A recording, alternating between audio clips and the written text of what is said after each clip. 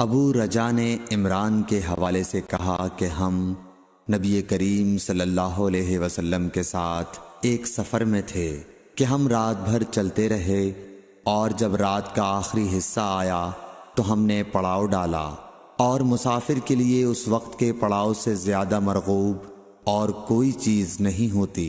پھر ہم اس طرح غافل ہو کر سو گئے کہ ہمیں سورج کی گرمی کے سوا کوئی چیز بیدار نہ کر سکی۔ سب سے پہلے بیدار ہونے والا شخص فلاں تھا، پھر فلاں، پھر فلاں۔ ابو رجا نے سب کے نام لیے، لیکن اوف کو یہ نام یاد نہیں رہے۔ پھر چوتھے نمبر پر جاگنے والے حضرت عمر بن خطاب رضی اللہ تعالیٰ عنہ تھے، اور جب نبی کریم صلی اللہ علیہ وسلم آرام فرماتے تو ہم آپ کو جگاتے نہیں تھے، یہاں تک کہ آپ خود بخود بیدار ہوں، کیونکہ ہمیں کچھ معلوم نہیں ہوتا کہ آپ پر خواب میں کیا تازہ وحی آتی ہے۔ جب حضرت عمر جاگ گئے اور یہ آمدہ آفت دیکھی، اور وہ ایک نڈر دل والے آدمی تھے، بس زور زور سے تکبیر کہنے لگے۔ اسی طرح بآواز بلند آپ اس وقت تک تکبیر کہتے رہے جب تک کہ نبی کریم صلی اللہ علیہ وسلم ان کی آواز سے بیدار نہ ہو گئے۔ تو لوگوں نے پیش آمدہ آفت مصیبت کے متعلق آپ صلی اللہ علیہ وسلم سے شکایت کی۔ اس پر آپ نے فرمایا کہ کوئی حرج نہیں، سفر شروع کرو۔ پھر آپ تھوڑی دور چلے، اس کے بعد آپ ٹھہر گئے اور وضو کا پانی طلب فرمایا، اور وضو کیا اور اذان کہی گئی۔ پھر آپ نے لوگوں کے ساتھ نماز پڑھی۔ جب آپ نماز پڑھانے سے فارغ ہوئے تو ایک شخص پر آپ کی نظر پڑی جو الگ کنارے پر کھڑا ہوا تھا، اور اس نے لوگوں کے ساتھ نماز نہیں پڑھی تھی۔ آپ نے اس سے فرمایا کہ اے فلاں، تمہیں لوگوں کے ساتھ نماز میں شریک ہونے سے کون سی چیز نے روکا؟ اس نے جواب دیا کہ مجھے غسل کی حاجت ہو گئی اور پانی موجود نہیں ہے۔ آپ نے فرمایا کہ پاک مٹی سے کام نکال لو، یہی تجھ کو کافی ہے۔ پھر نبی کریم صلی اللہ علیہ وسلم نے سفر شروع کیا تو لوگوں نے پیاس کی شکایت کی۔ آپ پھر ٹھہر گئے اور فلاں یعنی عمران بن حسین رضی اللہ تعالی عنہ کو بلایا۔ ابو رجا نے ان کا نام لیا تھا، لیکن اوف کو یاد نہیں رہا، اور حضرت علی کو بھی طلب فرمایا۔ ان دونوں سے آپ نے فرمایا کہ جاؤ پانی تلاش کرو۔ یہ دونوں نکلے۔ راستے میں ایک عورت ملی جو پانی کی 2 پکھالیں اپنے اونٹ پر لٹکائے ہوئے بیچ میں سوار ہو کر جا رہی تھی۔ انہوں نے اس سے پوچھا کہ پانی کہاں ملتا ہے؟ تو اس نے جواب دیا کہ کل اسی وقت میں پانی پر موجود تھی، یعنی پانی اتنی دور ہے کہ کل میں اسی وقت وہاں سے پانی لے کر چلی تھی، آج یہاں پہنچی ہوں، اور ہمارے قبیلے کے مرد لوگ پیچھے رہ گئے ہیں۔ انہوں نے اس سے کہا اچھا ہمارے ساتھ چلو۔ اس نے پوچھا کہاں چلوں؟ انہوں نے کہا رسول اللہ صلی اللہ علیہ وسلم کی خدمت میں۔ اس نے کہا اچھا وہی جن کو لوگ صابی کہتے ہیں؟ انہوں نے کہا یہ وہی ہیں جسے تم کہہ رہی ہو۔ اچھا اب چلو۔ آخر یہ دونوں حضرات اس عورت کو حضرت صلی اللہ علیہ وسلم کی خدمت مبارک میں لائے اور سارا واقعہ بیان کیا۔ عمران نے کہا کہ لوگوں نے اسے اونٹ سے اتار لیا۔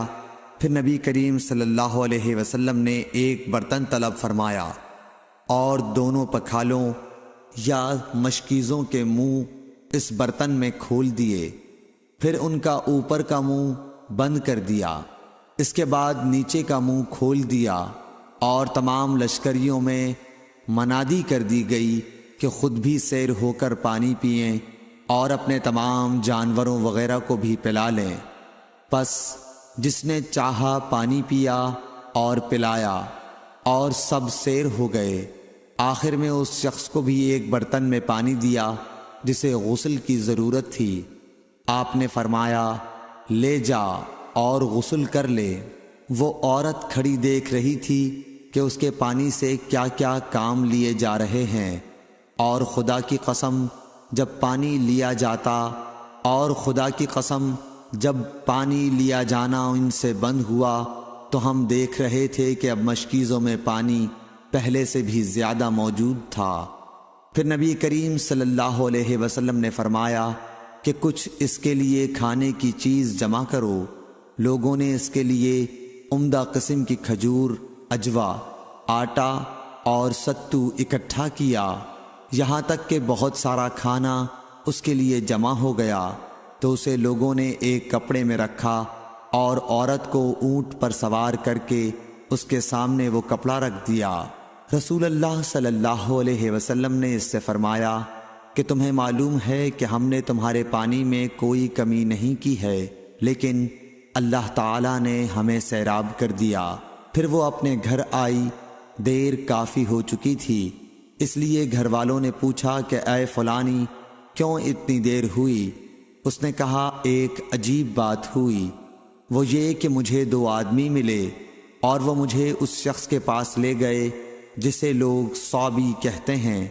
وہاں اس طرح کا واقعہ پیش آیا، خدا کی قسم وہ تو اس کے اور اس کے درمیان سب سے بڑا جادوگر ہے۔ اور اس نے بیچ کی انگلی اور شہادت کی انگلی آسمان کی طرف اٹھا کر اشارہ کیا۔ اس کی مراد آسمان اور زمین سے تھی، یا پھر وہ واقعی اللہ کا رسول ہے۔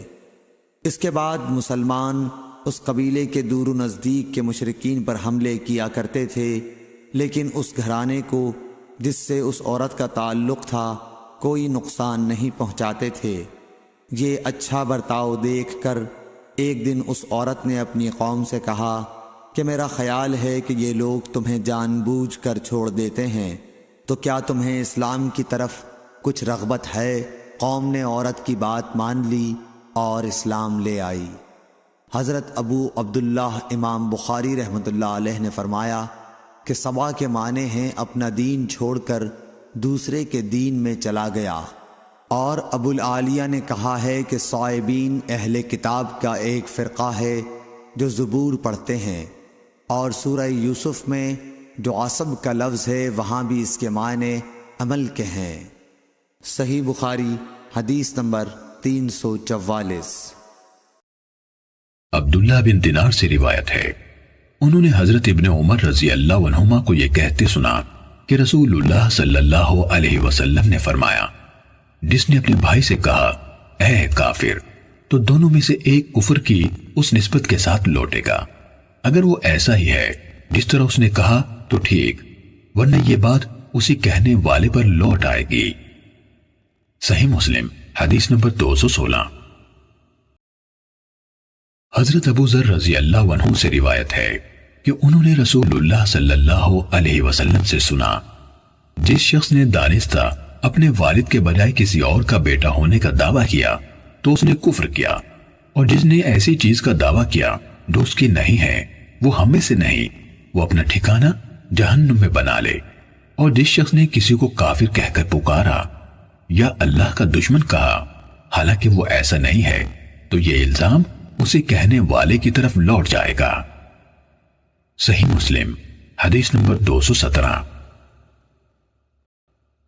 حضرت جریر بن عبداللہ رضی اللہ عنہ نبی صلی اللہ علیہ وسلم سے بیان کیا کرتے تھے، جب غلام بھاگ جائے تو اس کی نماز قبول نہیں ہوتی، یعنی جس طرح حرام کھانے والے کی نماز قبول نہیں ہوتی۔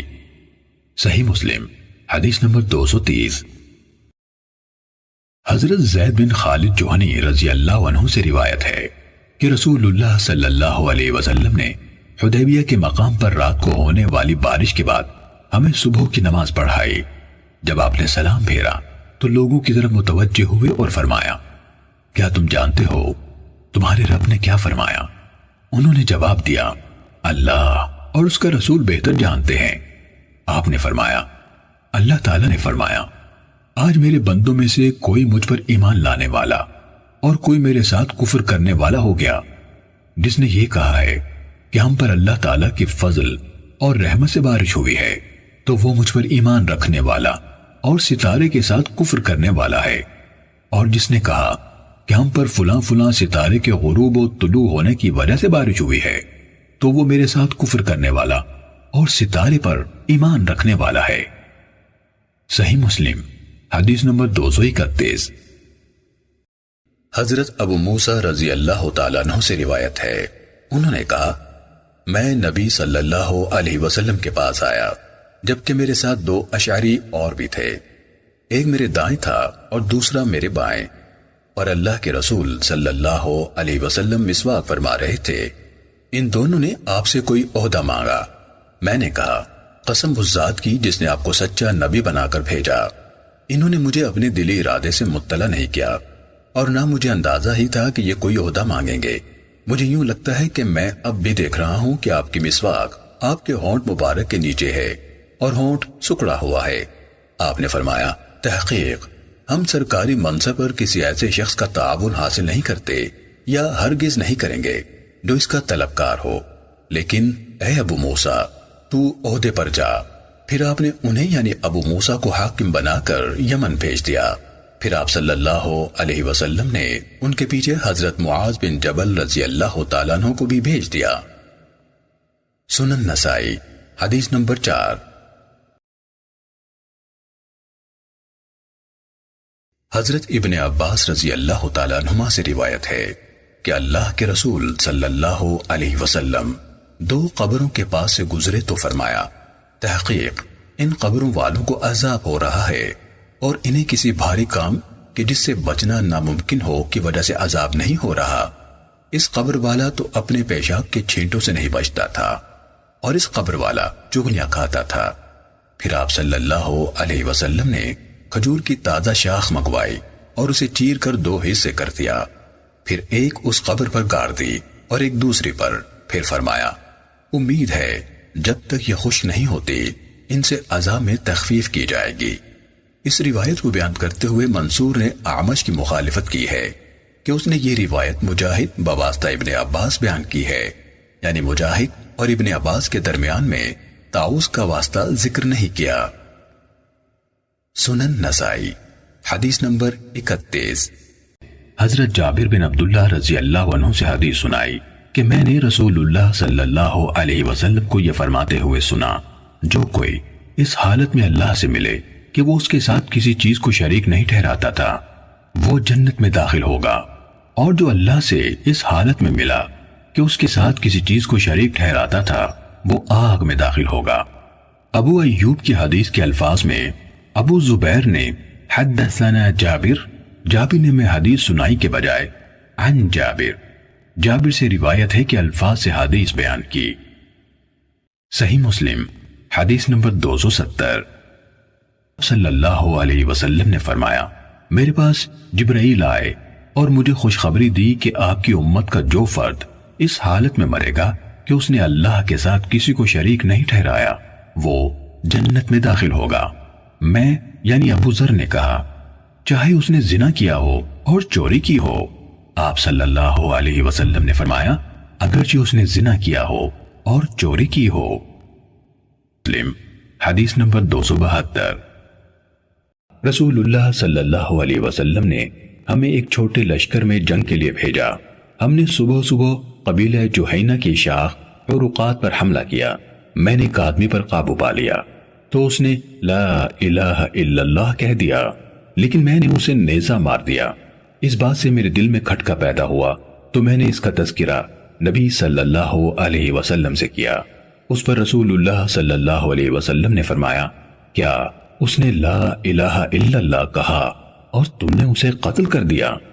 میں نے عرض کی اے اللہ کے رسول اس نے اسلحے کے ڈر سے کلمہ پڑھا۔ آپ صلی اللہ علیہ وسلم نے فرمایا تم نے اس کا دل چیر کر کیوں نہ دیکھ لیا تاکہ تمہیں معلوم ہو جاتا کہ اس نے دل سے کہا ہے یا نہیں۔ پھر آپ میرے سامنے مسلسل یہ بات دہراتے رہے یہاں تک کہ میں نے تمنا کی کہ کاش میں آج ہی اسلام لایا ہوتا اور اسلام لانے کی وجہ سے اس کلمہ گو کے قتل کے عظیم گناہ سے بری ہو جاتا۔ ابو زیبان نے کہا اس پر حضرت سعد رضی اللہ عنہ کہنے لگے اور میں اللہ کی قسم کسی اسلام لانے والے کو قتل نہیں کروں گا جب تک ذوالبطین یعنی اسامہ اسے قتل کرنے پر تیار نہ ہو۔ ابو زبیان نے کہا اس پر ایک آدمی کہنے لگا، کیا اللہ کا یہ فرمان نہیں اور ان سے جنگ لڑو حتیٰ کہ فتنہ باقی نہ رہے اور دین سارا اللہ کا ہو جائے؟ تو حضرت سعد رضی اللہ عنہ نے جواب دیا، ہم فتنہ ختم کرنے کی خاطر جنگ لڑتے تھے، جبکہ تم اور تمہارے ساتھی فتنہ برپا کرنے کی خاطر لڑنا چاہتے ہو۔ صحیح مسلم حدیث نمبر 277۔ نبی صلی اللہ علیہ وسلم نے فرمایا، جس نے جان بوجھ کر اسلام کے سوا کسی اور ملت میں ہونے کی جھوٹی قسم کھائی تو وہ اپنے قول کے مطابق اسی مذہب سے ہوگا، اور جس نے اپنے آپ کو کسی چیز سے قتل کیا اللہ اس کو جہنم کی آگ میں اسی چیز سے عذاب دے گا۔ یہ سفیان کی بیان کردہ حدیث ہے، اور شعبہ کی روایت یوں ہے کہ رسول اللہ صلی اللہ علیہ وسلم نے فرمایا، جس نے اسلام کے سوا کسی اور ملت میں ہونے کی جھوٹی قسم کھائی۔ اس روایت میں جان بوجھ کر کے الفاظ نہیں، تو وہ اسی طرح ہے جس طرح اس نے کہا ہے، اور جس نے اپنے آپ کو کسی چیز سے ذبح کر ڈالا اسے قیامت کے دن اسی چیز سے ذبح کیا جائے گا۔ صحیح مسلم حدیث نمبر 304۔ حضرت ابو ہریرہ رضی اللہ عنہ سے روایت ہے، انہوں نے کہا، ہم رسول اللہ صلی اللہ علیہ وسلم کی معیت میں جنگ حنین میں شریک ہوئے تو آپ صلی اللہ علیہ وسلم نے ایک آدمی کے بارے میں جسے مسلمان کہا جاتا تھا فرمایا، یہ جہنمیوں میں سے ہے۔ جب ہم لڑائی میں گئے تو اس آدمی نے بڑی زوردار جنگ لڑی جس کی وجہ سے اسے زخم لگ گئے۔ اس پر آپ صلی اللہ علیہ وسلم کی خدمت میں عرض کی گئی، اے اللہ کے رسول، وہ آدمی جس کے بارے میں آپ نے ابھی فرمایا تھا وہ جہنمیوں میں سے ہے، اس نے تو آج بڑی شدید جنگ لڑی ہے اور وہ مر چکا ہے۔ تو رسول اللہ صلی اللہ علیہ وسلم نے فرمایا، آگ کی طرف جائے گا۔ بعض مسلمان آپ کے اس فرمان کے بارے میں شک و شبے میں مبتلا ہونے لگے کہ ایسا جان نثار کیسے دوزخی ہو سکتا ہے۔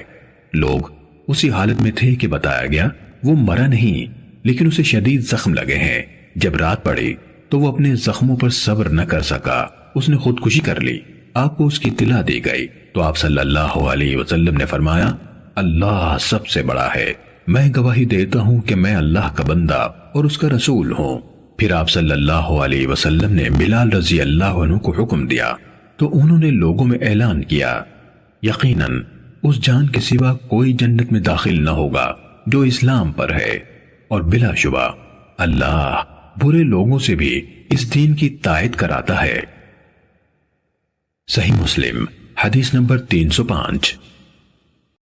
حضرت انس بن مالک رضی اللہ تعالیٰ عنہ سے روایت کی کہ رسول اللہ صلی اللہ علیہ وسلم نے فرمایا، میرے پاس براق لایا گیا، وہ ایک سفید رنگ کا لمبا چوپایا ہے، گدھے سے بڑا اور خچر سے چھوٹا، اپنا سم وہاں رکھتا ہے جہاں اس کی نظر کی آخری حد ہے۔ فرمایا، میں اس پر سوار ہوا حتیٰ کہ بیت المقدس آیا۔ فرمایا، میں نے اس کو اسی حلقے یعنی کنڈے سے باندھ دیا جس کے ساتھ انبیاء علیہ السلام اپنی سواریاں باندھتے تھے۔ فرمایا، پھر میں مسجد میں داخل ہوا اور اس میں 2 رکعتیں پڑھی۔ پھر وہاں سے نکلا تو جبرائیل علیہ السلام میرے پاس ایک برتن شراب کا اور ایک دودھ کا لے آئے۔ میں نے دودھ کا انتخاب کیا تو جبرائیل علیہ السلام نے کہا، آپ نے فطرت کو اختیار کیا ہے۔ پھر وہ ہمیں لے کر آسمان کی طرف بلند ہوئے۔ جبرائیل علیہ السلام نے دروازہ کھولنے کو کہا تو پوچھا گیا، آپ کون ہیں؟ کہا، جبرائیل ہوں۔ پوچھا گیا، آپ کے ساتھ کون ہے؟ کہا، محمد صلی اللہ علیہ وسلم ہے۔ کہا گیا، اور کیا انہیں بلوایا گیا تھا؟ کہا، بلوایا گیا تھا۔ اس پر ہمارے لیے دروازہ کھول دیا گیا تو میں اچانک آدم علیہ السلام کے سامنے تھا۔ انہوں نے مجھے مرحبا کہا اور میرے لیے خیر کی دعا کی۔ پھر وہ ہمیں اوپر دوسرے آسمان کی طرف لے گئے۔ جبریل علیہ السلام نے دروازہ کھلوایا تو پوچھا گیا، آپ کون ہیں؟ کہا، جبریل ہوں۔ کہا گیا، آپ کے ساتھ کون ہے؟ کہا، محمد صلی اللہ علیہ وسلم ہے۔ کہا گیا، کیا انہیں بلوایا گیا تھا؟ کہا، بلوایا گیا تھا۔ تو ہمارے لیے دروازہ کھول دیا گیا۔ اب میں 2 خالہ زاد بھائیوں عیسیٰ ابن مریم اور یحییٰ بن زکریا کے سامنے تھا۔ اللہ ان دونوں پر رحمت اور سلامتی بھیجے۔ دونوں نے مجھے مرحبا کہا اور دعائے خیر کی۔ پھر جبرائیل علیہ السلام ہمیں اوپر تیسرے آسمان تک لے گئے۔ جبرائیل نے دروازہ کھلوایا تو کہا گیا، آپ کون ہے؟ کہا، جبرائیل ہوں۔ کہا گیا، آپ کے ساتھ کون ہے؟ کہا، محمد صلی اللہ علیہ وسلم ہے۔ کہا گیا، کیا ان کے پاس پیغام بھیجا گیا تھا؟ کہا، ہاں بھیجا گیا تھا۔ اس پر ہمارے لیے دروازہ کھول دیا گیا تو میں نے یوسف علیہ السلام کو دیکھا۔ وہ ایسے تھے کہ انسانوں کا آدھا حسن انہیں عطا کیا گیا تھا۔ انہوں نے مجھے خوش آمدید کہا اور دعائے خیر کی۔ پھر ہمیں اوپر چوتھے آسمان کی طرف لے جایا گیا۔ جبرائیل علیہ السلام نے دروازہ کھولنے کے لیے کہا تو کہا گیا یہ کون ہے؟ کہا جبرائیل ہیں۔ کہا گیا اور آپ کے ساتھ کون ہے؟ کہا محمد صلی اللہ علیہ وسلم ہے۔ کہا گیا ان کے پاس پیغام بھیجا گیا تھا؟ کہا ہاں بھیجا گیا تھا۔ تو ہمارے لیے دروازہ کھول دیا گیا۔ تب میرے سامنے ادریس علیہ السلام تھے۔ انہوں نے مجھے مرحبا کہا اور میرے لیے دعائے خیر کی۔ اللہ تعالیٰ کا فرمان ہے، ہم نے اسے یعنی ادریس علیہ السلام کو بلند مقام تک رفعت عطا کی۔ پھر ہمیں اوپر 5ویں آسمان پر لے جایا گیا تو جبرائیل نے دروازہ کھلوایا۔ کہا گیا یہ کون ہے؟ کہا جبرائیل ہوں۔ کہا گیا اور آپ کے ساتھ کون ہے؟ کہا محمد صلی اللہ علیہ وسلم ہے۔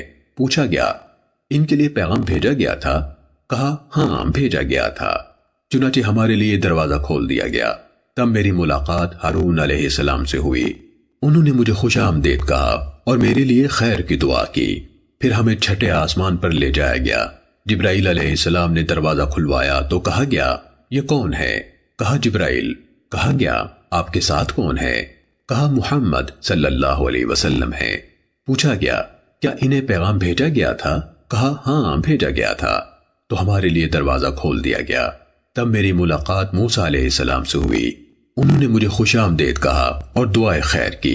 پھر ہمیں اوپر 7ویں آسمان پر لے جایا گیا۔ پھر جبرائیل نے دروازہ کھلوایا۔ کہا گیا یہ کون ہے؟ کہا جبرائیل۔ کہا گیا آپ کے ساتھ کون ہے؟ کہا محمد صلی اللہ علیہ وسلم ہے۔ کہا گیا کیا ان کی طرف پیغام بھیجا گیا تھا؟ کہا ہاں بھیجا گیا تھا۔ اس پر ہمارے لیے دروازہ کھول دیا گیا تو میں حضرت ابراہیم علیہ السلام کے سامنے تھا۔ انہوں نے بیت معمور سے ٹیک لگائی ہوئی تھی۔ اس بیت معمور میں ہر روز 70,000 فرشتے عبادت کے لیے داخل ہوتے ہیں، پھر کبھی دوبارہ اس میں واپس آ کر داخل نہیں ہو سکتے۔ پھر جبرائیل مجھے سدرۃ المنتہا یعنی آخری سرحد پر واقع بیری کے درخت کے پاس لے گئے۔ اس کے پتے ہاتھیوں کے کانوں اور اس کے بیر مٹکوں کی طرح ہیں۔ جب اللہ کے حکم سے جس چیز نے اسے ڈھانپنا تھا ڈھانپ لیا تو وہ بدل گئی۔ اللہ تعالیٰ کی کوئی ایسی مخلوق نہیں جو اس کے حسن کا وصف بیان کر سکے۔ پھر اللہ تعالیٰ نے میری طرف وحی کی جو کی، اور مجھ پر ہر دن رات میں 50 نمازیں فرض کی گئیں۔ میں اتر کر موسیٰ علیہ السلام کے پاس آیا تو انہوں نے کہا آپ کے رب نے آپ کی امت پر کیا فرض کیا ہے؟ میں نے کہا 50 نمازیں۔ موسیٰ علیہ السلام نے کہا اپنے رب کے پاس واپس جائیں اور اس سے تخفیف کی درخواست کریں، کیونکہ آپ کی امت کے لوگوں کے پاس اس کی طاقت نہ ہوگی۔ میں بنی اسرائیل کو آزما چکا ہوں اور پرکھ چکا ہوں۔ آپ نے فرمایا تو میں واپس اپنے رب کے پاس گیا اور عرض کی اے میرے رب میری امت پر تخفیف فرما۔ اللہ تعالیٰ نے مجھ سے 5 نمازیں کم کر دی۔ میں واپس موسیٰ علیہ السلام کی طرف آیا اور کہا اللہ تعالیٰ نے مجھ سے 5 نمازیں گھٹا دی۔ انہوں نے کہا آپ کی امت کے پاس اتنی نمازیں پڑھنے کی طاقت نہ ہوگی، اپنے رب کی طرف لوٹ جائیے اور اسے تخفیف کا سوال کیجیے۔ آپ نے فرمایا تو میں اپنے رب تبارک و تعالی اور موسیٰ علیہ السلام کے درمیان آتا جاتا رہا، یہاں تک کہ اللہ تعالیٰ نے فرمایا اے محمد ہر دن اور رات میں 5 نمازیں ہیں اور اجر میں ہر نماز کے لیے 10 ہیں۔ اس طرح یہ 50 نمازیں ہیں، اور جو کوئی ایک نیکی کا ارادہ کرے گا لیکن عمل نہ کرے گا اس کے لیے ایک نیکی لکھ دی جائے گی، اور اگر وہ اس ارادے پر عمل کرے گا تو اس کے لیے 10 نیکیاں لکھی جائیں گی، اور جو کوئی ایک برائی کا ارادہ کرے گا اور وہ برائی کرے گا نہیں تو کچھ نہیں لکھا جائے گا، اور اگر اسے کر لے گا تو ایک برائی لکھی جائے گی۔ آپ نے فرمایا میں اترا اور موسیٰ علیہ السلام کے پاس پہنچا تو انہیں خبر دی۔ انہوں نے کہا اپنے رب کے پاس واپس جائیں اور اس سے مزید تخفیف کی درخواست کریں۔ تو رسول اللہ صلی اللہ علیہ وسلم نے فرمایا میں نے کہا میں اپنے رب کے پاس بار بار واپس گیا ہوں حتیٰ کہ میں اس سے شرمندہ ہو گیا ہوں۔ صحیح مسلم حدیث نمبر 411۔ یونس نے ابن شہاب زہری سے خبر دی، انہوں نے کہا مجھے عروہ بن زبیر نے حدیث سنائی کہ حضرت عائشہ رضی اللہ تعالیٰ عنہ نے انہیں خبر دی۔ انہوں نے کہا رسول اللہ صلی اللہ علیہ وسلم کی طرف وحی کا آغاز سب سے پہلے نیند میں سچے خواب آنے سے ہوا۔ رسول اللہ صلی اللہ علیہ وسلم جو خواب بھی دیکھتے اس کی تعبیر صبح کے روشن ہونے کی طرح سامنے آ جاتی۔ پھر خلوت نشینی آپ کو محبوب ہو گئی۔ آپ غار حرا میں خلوت اختیار فرماتے اور گھر واپس جا کر دوبارہ اسی غرض کے لیے زاد راہ لانے سے پہلے مقررہ تعداد میں راتیں تحنس میں مصروف رہتے۔ تحنس عبادت گزاری کو کہتے ہیں۔ اس کے بعد آپ صلی اللہ علیہ وسلم پھر خدیجہ رضی اللہ عنہا کے پاس واپس آ کر اتنی ہی راتوں کے لیے ساتھ یعنی سامان خورونوش لے جاتے۔ یہ سلسلہ چلتا رہا یہاں تک کہ اچانک آپ صلی اللہ علیہ وسلم کے پاس حق کا پیغام آ گیا۔ اس وقت آپ غار حرا میں تھے۔ چنانچہ آپ کے پاس فرشتہ آیا اور کہا پڑھیے۔ آپ نے جواب دیا میں پڑھ سکنے والا نہیں ہوں۔ آپ نے فرمایا تو اس فرشتے نے مجھے پکڑ کر زور سے بھینچا یہاں تک کہ اس کا دباؤ میری برداشت کی آخری حد کو پہنچ گیا۔ پھر اس نے مجھے چھوڑ دیا اور کہا پڑھیے۔ میں نے کہا میں پڑھ سکنے والا نہیں ہوں۔ پھر اس نے مجھے پکڑا اور دوبارہ بھیجا یہاں تک کہ میری برداشت کی آخری حد آ گئی۔ پھر اس نے مجھے چھوڑ دیا اور کہا پڑھیے۔ میں نے کہا میں پڑھ سکنے والا نہیں ہوں۔ پھر اس نے تیسری دفعہ مجھے پکڑ کر پوری قوت سے بھیجا یہاں تک کہ میری برداشت کی آخری حد آ گئی۔ پھر مجھے چھوڑ دیا اور کہا اپنے رب کے نام سے پڑھیے جس نے پیدا کیا۔ اس نے انسان کو گوشت کے جونگ جیسے لوتھڑے سے پیدا کیا۔ پڑھیے اور آپ کا رب سب سے بڑھ کر کریم ہے جس نے قلم کے ذریعے سے تعلیم دی اور انسان کو سکھایا جو وہ نہ جانتا تھا۔ رسول اللہ صلی اللہ علیہ وسلم ان آیات کے ساتھ واپس لوٹے۔ اس وقت آپ کے کندھوں اور گردن کے درمیان کے گوشت کے حصے لرز رہے تھے یہاں تک کہ آپ خدیجہ رضی اللہ تعالیٰ عنہ کے پاس پہنچی اور فرمایا مجھے کپڑا اڑاؤ، مجھے کپڑا اڑاؤ۔ انہوں نے یعنی گھر والوں نے کپڑا اڑا دیا یہاں تک کہ آپ کا خوف زائل ہو گیا۔ تو آپ صلی اللہ علیہ وسلم نے حضرت خدیجہ سے کہا خدیجہ یہ مجھے کیا ہوا ہے؟ خدیجہ نے جواب دیا ہرگز نہیں بلکہ آپ کو خوشخبری ہو، اللہ کی قسم اللہ تعالیٰ آپ کو ہرگز رسوا نہ کرے گا۔ اللہ کی قسم آپ صلہ رحمی کرتے ہیں، سچی بات کہتے ہیں، کمزوروں کا بوجھ اٹھاتے ہیں، اسے کما کر دیتے ہیں جس کے پاس کچھ نہ ہو، مہمان نوازی کرتے ہیں، حق کے لیے پیش آنے والی مشکلات میں اعانت کرتے ہیں۔ پھر خدیجہ رضی اللہ تعالیٰ عنہ آپ کو لے کر ورقہ بن نوفل بن اسد بن عبد العزہ کے پاس پہنچی۔ وہ حضرت خدیجہ رضی اللہ تعالیٰ عنہ کے چچا زاد ان کے والد کے بھائی کے بیٹے تھے۔ وہ ایسے آدمی تھے جو جاہلیت کے دور میں عیسائی ہو گئے تھے، عربی خط میں لکھتے تھے اور جس قدر اللہ کو منظور تھا انجیل کو عربی زبان میں لکھتے تھے۔ بہت بوڑھے تھے اور بینائی جاتی رہی تھی۔ خدیجہ رضی اللہ تعالیٰ عنہ نے ان سے کہا چچا اپنے بھتیجے کی بات سنیے۔ ورقہ بن نوفل نے پوچھا برادر زادے آپ کیا دیکھتے ہیں؟ رسول اللہ صلی اللہ علیہ وسلم نے جو کچھ دیکھا تھا اس کا حال بتایا تو ورقہ نے آپ سے کہا یہ وہی ناموس یعنی رازوں کا محافظ ہے جسے موسیٰ علیہ السلام کی طرف بھیجا گیا تھا۔ کاش اس وقت میں جوان ہوتا، کاش میں اس وقت زندہ موجود ہوں جب آپ کی قوم آپ کو نکال دے گی۔ رسول اللہ صلی اللہ علیہ وسلم نے پوچھا تو کیا یہی لوگ مجھے نکالنے والے ہوں گے؟ ورقہ نے کہا ہاں، کبھی کوئی آدمی آپ جیسا پیغام لے کر نہیں آیا مگر اس سے دشمنی کی گئی اور آپ کا وہ دن میری زندگی میں آ گیا تو میں آپ کی بھرپور مدد کروں گا۔ ورقہ نے کہا ہاں، کبھی کوئی آدمی آپ جیسا پیغام لے کر نہیں آیا مگر اسے دشمنی کی گئی اور اگر آپ کا وہ دن میری زندگی میں آ گیا تو میں آپ کی بھرپور مدد کروں گا۔ صحیح مسلم حدیث نمبر 403۔ ابو برزہ فضلہ بن عبید رضی اللہ تعالیٰ عنہ نے کہا کہ نبی صلی اللہ علیہ وسلم صبح کی نماز اس وقت پڑھتے تھے جب ہم اپنے پاس بیٹھے ہوئے شخص کو پہچان لیتے تھے۔ صبح کی نماز میں آن حضور صلی اللہ علیہ وسلم 60 سے 100 تک آیتیں پڑھتے اور آپ ظہر اس وقت پڑھتے جب سورج ڈھل جاتا اور عصر کی نماز اس وقت کہ ہم مدینہ منورہ کی آخری حد تک نماز پڑھنے کے بعد جاتے، لیکن سورج اب بھی تیز رہتا تھا۔ نماز مغرب کا حضرت انس نے جو وقت بتایا تھا وہ مجھے یاد نہیں رہا، اور آن حضور صلی اللہ علیہ وسلم عشاء کی نماز کو تہائی رات تک دیر کرنے میں کوئی حرج نہیں سمجھتے تھے۔ پھر ابو المنہال نے کہا کہ آدھی رات تک مؤخر کرنے میں کوئی حرج نہیں سمجھتے تھے۔ اور معاذ نے کہا کہ شعبہ نے فرمایا کہ پھر میں دوبارہ ابو المنہال سے ملا تو انہوں نے فرمایا یا تہائی رات تک۔ صحیح بخاری حدیث نمبر 541۔